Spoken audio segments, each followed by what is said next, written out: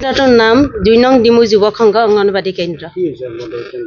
কেন্দ্ৰটো আৰু সম্পূৰ্ণভাৱে ৰূপায়ণ হোৱা নাই, দৰ্জা খিৰিকী লগোৱা নাই, লেট্ৰিন বাথৰুমৰ কামো হোৱা নাই, আৰু তাৰ উপৰি যিবিলাক চিলিং লগাইছে সেইবিলাকো জয়ী হৈ গৈছে, পৰিৱেশ নোহোৱা হৈছে। আৰু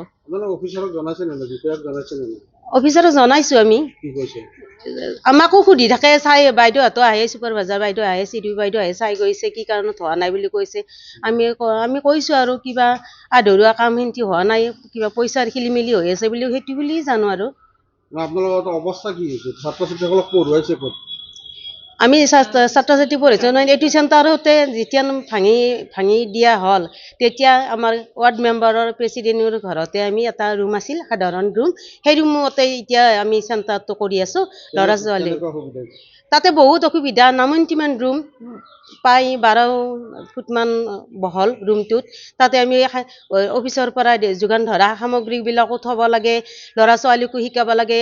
আৰু ল'ৰা ছোৱালীবিলাকৰ ভয় লাগে, কেতিয়াবা সাপ ওলাই, বেং ওলাই, বহুত পৰিৱেশটো অলপমান বেয়া হৈছে। আৰু কাৰণ এই কেন্দ্ৰটোত এতিয়া কি নাই আপোনাৰ দৃষ্টিত? দৰ্জা খিৰিকী নাই, বাকী আৰু চাৰু ৱালটো হোৱা নাই, বাকীখিনি যিখিনি আধৰুৱা কাম আছে, এতিয়া এই চেনেলৰ যোগেদি অতি সোনকালে জানো কামটো সম্পূৰ্ণ কৰে, সেয়ে অনুৰোধ।